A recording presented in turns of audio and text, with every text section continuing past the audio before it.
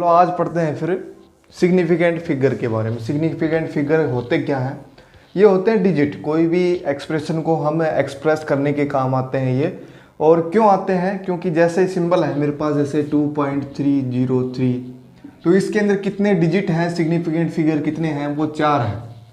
तो इनको निकालने की एक प्रॉपर्टीज़ हैं कुछ है, तो उनको याद रखनी है तुम्हें।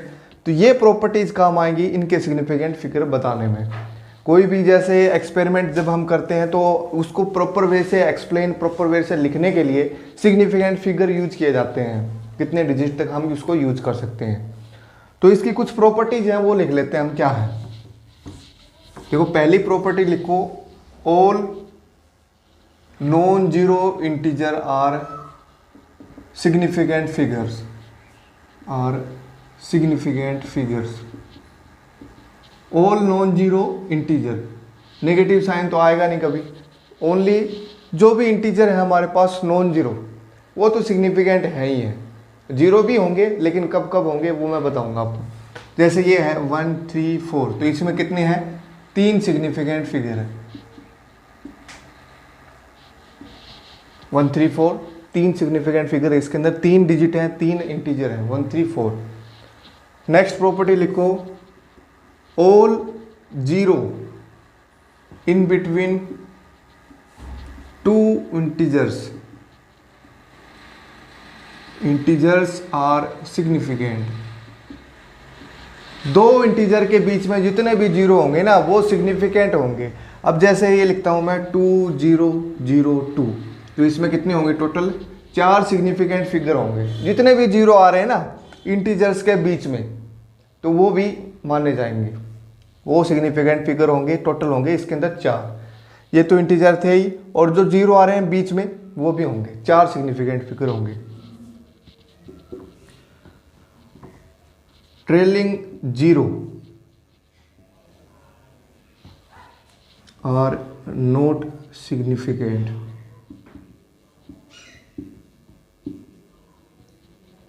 Trailing zero are not significant मतलब जो लास्ट में आए जीरो, जैसे ऐसे है, इसमें कितने सिग्निफिकेंट फिगर होंगे? तो कितने होंगे total? Only and only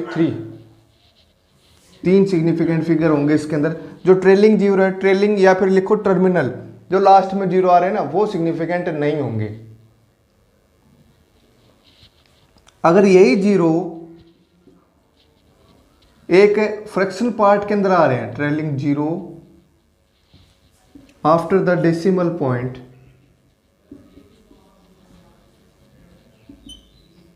after the decimal point are significant.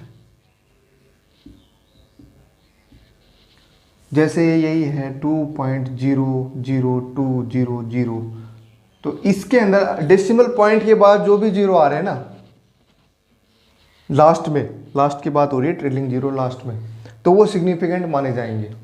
Total इसके अंदर कितने हो गए? 6 डिजिट हो गए। तो सिग्निफिकेंट फिगर कितनी है? 6 है इसके अंदर। ये बात समझ में आई?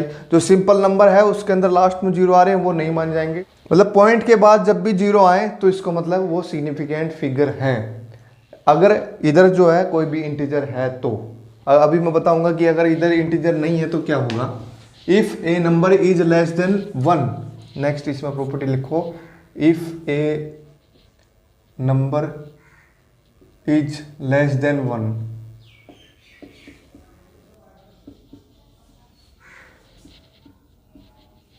all zero before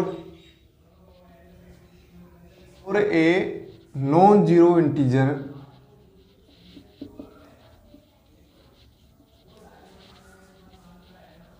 are not significant। एक नंबर है वो लेस देन 1 है, एक से छोटा है और पॉजिटिव नंबर है, ये बात भी ध्यान रखनी है। जैसे ऐसे है 0.00100, ऐसे कोई नंबर है, ऐसा कोई नंबर है तो इसके अंदर कितने सिग्निफिकेंट फिगर होंगे? देखो एक जो है हमारा नॉन जीरो इंटीजर है पहला, उससे पहले जो भी जीरो आ रहे हैं ना तो वो सिग्निफिकेंट नहीं होंगे। और लास्ट में तो होंगे ट्रेलिंग जीरो, मैंने लिख दिया डेसिमल पॉइंट के बाद जब भी आ रहे हैं जीरो तो वो सिग्निफिकेंट होंगे। तो टोटल इसके अंदर कितने हैं? 3 सिग्निफिकेंट फिगर हैं इसके अंदर। कोई भी नंबर एक से छोटा है तो कोई भी एक इंटीजर हमें ढूंढना है, नॉन जीरो इंटीजर जो पहले आता है, उससे पहले जो भी जीरो है ना वो सिग्निफिकेंट नहीं होंगे। तो पहला नॉन जीरो इंटीजर ये है, तो इससे पहले जो भी जीरो आ रहे हैं वो सिग्निफिकेंट नहीं होंगी।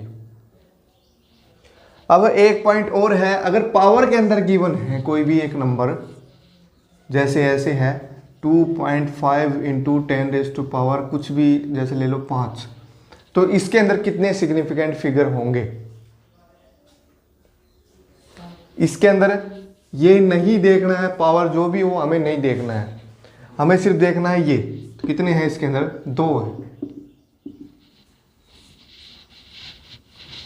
इसको अगर सोल्व करोगे ना तो पावर कुछ और आ रही है तो वो गड़बड़ हो जाएगी। इसको सोल्व नहीं करना है, ऐसे ऐसे रखना है बस, पावर में अलग है, जो लिखा होगा ना उसके अकॉर्डिंग अलग अलग सिग्निफिकेंट फिगर हो जाते हैं।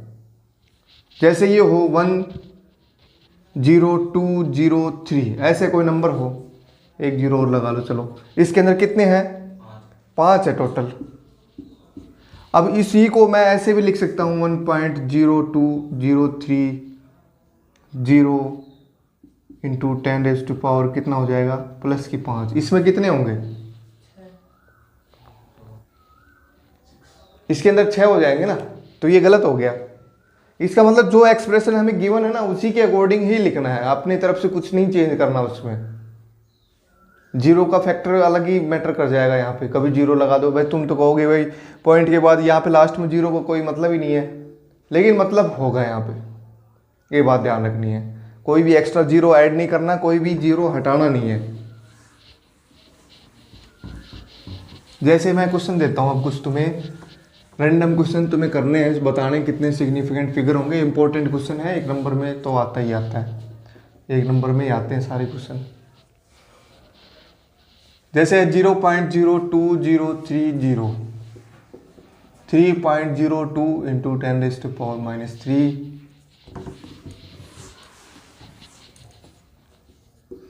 2.00200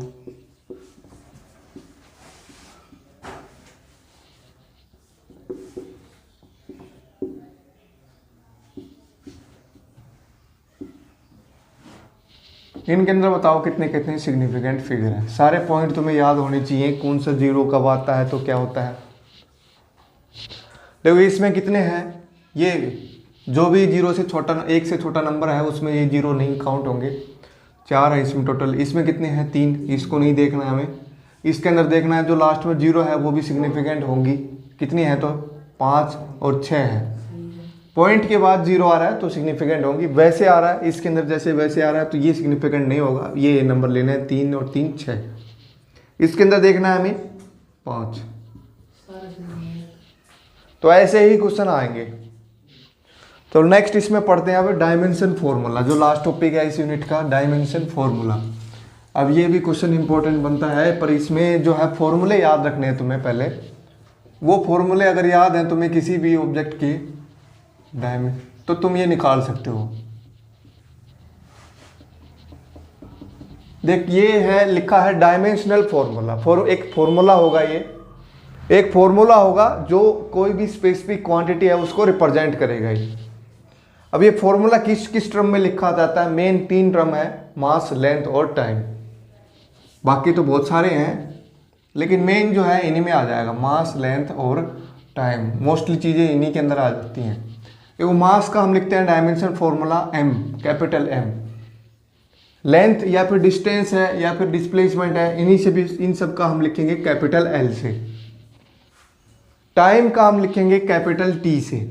देखो टेम्परेचर मत समझ लेना इसको, ये है टाइम।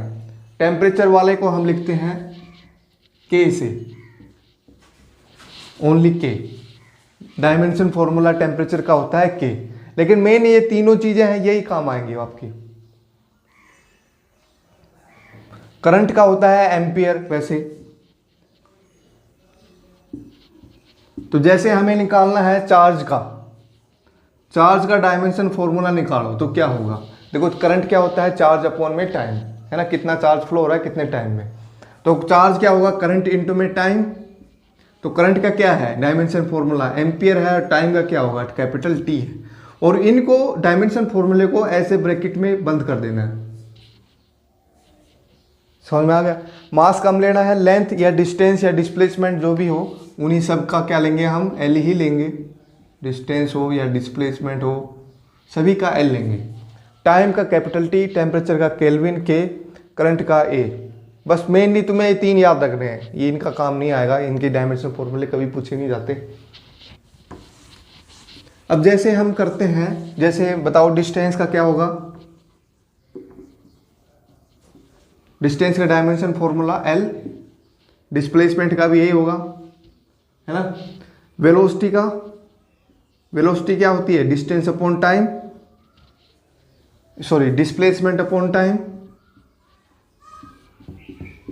और डिस्प्लेसमेंट का होगा एल और टाइम का होगा टी, तो एल टी माइनस 1। अगर ये फॉर्मूला याद है तुम्हें ये वाला, तो तुम डायमेंशन फॉर्मूला निकाल सकते हो। तो ये फॉर्मूले तुम्हें याद रखने हैं सभी के। ये धीरे धीरे जो भी आएंगे सिंबल तो हम करते जाएंगे साथ के साथ डायमेंशन फॉर्मूला इसका क्या होगा। और जैसे क्वेश्चन इसमें किस टाइप के बनते हैं, एक तो डायमेंशन फॉर्मूला निकालने का, और जैसे एक एक्सप्रेशन मैं तुम्हें ही दे देता हूँ, जैसे ये, हालांकि ऐसे क्वेश्चन आते नहीं है पर फिर भी तुम एक जरा वेरीफाई करो इसको, ये इक्वेशन डायमेंशनली करेक्ट है कि नहीं है। डायमेंशनली करेक्ट का मतलब ये है कि जैसे भाई इसकी यूनिट क्या आएगी, देखो x क्या होती है, यहाँ पे डिस्प्लेसमेंट होती है, तो इसकी यूनिट क्या आएगी, मीटर, और इसकी भी मीटर आनी चाहिए, इसकी भी मीटर ही आनी चाहिए, मीटर में मीटर ही तो ऐड होगा, है ना। तो इसका मतलब इसका डायमेंशन फॉर्मूला, इसका डायमेंशन फॉर्मूला और इसका डायमेंशन फॉर्मूला बराबर आएगा। जब भी प्लस साइन हो ना तो डायमेंशन फॉर्मूला बराबर ही आएगा, और किसी के इक्वल हो तो भी। तो इसका क्या होगा, एल सिंपल, है ना। यू इसमें है इनिशियल वेलोसिटी, तो वेलोसिटी का अभी मैंने लिखा था एल टी माइनस 1, और उसके साथ टाइम मल्टीप्लाई है तो टी कितना आ गया, वही एल आ गया जो इधर है। ए है इसके अंदर एक्सेलरेशन, वेलोसिटी अपॉन टाइम होता है, तो वेलोसिटी तो ये होगी, और डिवाइड बाय टाइम और करना है तो एक पावर और आएगी, और टी स्क्वेयर, तो ये भी कैंसिल हो गया, क्या बच गया, एल बच गया। तो ये भी एल है, ये भी एल है, ये भी एल है। इसका मतलब ये इक्वेशन जो है करेक्ट है हमारी, डायमेंशनली करेक्ट है, मतलब यूनिट जो है सही है। अब जैसे क्वेश्चन है ये,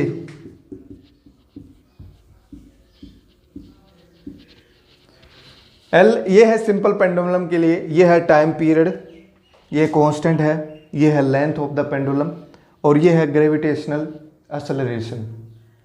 एक्सेलरेशन का तो हमने पढ़ लिया क्या होता है, dimension formula L T minus 2, जी का क्या होगा एल टी माइनस 2, और एल का तो क्या होगा, सिंपल एल होगा।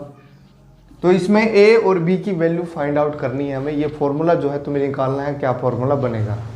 तो ऐसा क्वेश्चन आ सकता है कि drive the formula for time period, इसमें वैल्यू निकालो जरा ए और बी की। वो कैसे करना है, इधर जो टाइम पीरियड का क्या होगा डायमेंशन फॉर्मूला, सिंपल टी, के कॉन्स्टेंट है तो इसका कोई डायमेंशन नहीं आएगा। एल का क्या होगा, एल कैपिटल पावर ए कर दो, जी का क्या होगा एल टी माइनस 2, तो उसकी पावर बी करनी है तो एल की पावर बी और टी की पावर, ठीक है भाई, पावर मैंने बी कर दी, इसकी पूरे की पावर बी कर दी, तो इसकी भी होगी इसकी भी होगी। अब दोनों साइड कंपेयर कर दो, तो देखिए इधर लेंथ नहीं है ना, तो कितनी पावर है उसकी 0, या फिर मैं लिख सकता हूँ एल की पावर 0 टी की पावर 1, है ना। तो 0 इज इक्वल टू कितना होगा, ए प्लस में बी, इन दोनों की पावर ऐड हो जाएगी मल्टीप्लाई में, ए प्लस बी इक्वल टू 0, और टी की कंपेयर करो तो 1 इज इक्वल टू कितना होगा, टी कितना है इधर यहाँ पे -2b, तो b की वैल्यू क्या आ गई माइनस ऑफ हाफ, इसमें पुट कर दो तो a minus half is equal to 0, तो a बन गया यहाँ से हाफ। तो ये जो फॉर्मूला बन गया अपना क्या बन गया, t इज इक्वल टू के, एल की पावर a करना है तो a कितना है प्लस की हाफ है, तो इसको मैं रूट में लिख सकता हूँ, और g कितना है माइनस की हाफ है तो इसको नीचे लिख सकता हूँ रूट में। तो ये सिंपल फॉर्मूला बन गया L/G। तो ये टाइम पीरियड का फॉर्मूला होता है सिंपल पेंडुलम के। एग्जैक्ट फार्मूला के की जगह हम लिखते हैं 1/2π। एग्जैक्ट फार्मूला ये होता है कि आएगा बाद में एक्सप्रेशन 9th यूनिट में ऑसिलेशन एंड वेव के अंदर। तो ऐसे कोई भी फॉर्मूला ड्राइव करने के लिए आ सकते हैं। अगर तुम्हें सीधे फॉर्मूले याद हैं तो सीधे तुम लिख देखो भाई ये आएगा, अगर याद नहीं है तो ऐसे ड्राइव करना फिर तुम्हें। अब जैसे तुम्हें प्रैक्टिस करना है घर पे कि कौन कौन से डायमेंशन फॉर्मूले निकलेंगे किस किस के। मैं कुछ एक्सप्रेशन लिख देता हूँ, उनके डायमेंशन फॉर्मूले तुम्हें निकाल के लाने। डिस्टेंस डिस्प्लेसमेंट हो गया, वेलोसिटी हो गया, एक्सेलरेशन लिखो, लीनियर मोमेंटम लिखो। फॉर्मूले याद हैं तो कर दोगे। Force, work, kinetic energy, potential energy, gravitational potential energy है। ग्रेविटेशनल पोटेंशियल एनर्जी का फॉर्मूला होता है mgh। टॉर्क भी लिख लो, एंगुलर मोमेंटम भी लिख लो। ये सब फॉर्मूले तुम लोगों ने पढ़ रखे हैं 12th क्लास में, 11th क्लास में, एंगुलर मोमेंटम। तो इनके तुम कर सकते हो डायमेंशन फॉर्मूले। चलो अभी करते हैं। चलो एक्सेलरेशन का तो हमने पढ़ लिया, वेलोसिटी अपॉन टाइम होता है। तो वेलोसिटी का हमने पढ़ा था अभी LT-1, और एक टाइम और डिवाइड करना है तो T-2 हो जाएगा। चलिए इनके सभी के फॉर्मूले लिख देता हूँ। लीनियर मोमेंटम जो है ये है मास इंटू में वेलोसिटी। फोर्स का होता है, फोर्स का क्या होता है, मास इंटू में एक्सेलरेशन। वर्क डन का क्या होगा, फोर्स इंटू में डिस्प्लेसमेंट। और काइनेटिक एनर्जी का क्या होगा, half mv²। Gravitational potential energy का क्या होगा, mgh। सारे सिंबल तुम्हें पता होंगे कौन कौन से हैं। टॉर्क का क्या होगा, r क्रॉस f। वैसे तो वेक्टर फॉर्म में ही लिखा जाता है, लेकिन आप इसको स्केलर फॉर्म में लिखो क्योंकि साइन थीटा आता है तो उसका कोई डायमेंशन होता नहीं है। तो r perpendicular distance multiply by force करना है बस तुम्हें, r इंटू में f, only dimension formula. Angular momentum का L, वही r इंटू में p, लीनियर मोमेंटम। डायमेंशन के लिए सिर्फ हमें ओनली और ओनली ये फैक्टर देने, साइन सुइन कोस कुस जो भी आ रहा है उसको नहीं लेना क्योंकि उसका कोई डायमेंशन फॉर्मूला नहीं होता है। और भी तुम निकाल सकते हो, जैसे है एंगुलर वेलोसिटी का,